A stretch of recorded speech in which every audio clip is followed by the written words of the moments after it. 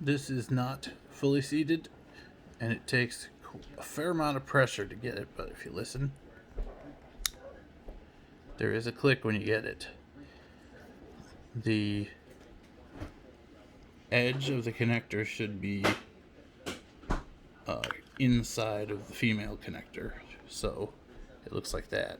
If it's not like that, it's not fully seated, which that could be causing connection issues. Also, if on the back here you can see any of the metal showing, or if you are able to look on the top, if any of these don't look the same, it's possible one of the pins retainers came loose. So that's something to check for too. Also, then if you want to pull this out, it's not always like, see, it's not letting go because there is back pressure. You have to push this in while you pull back on that.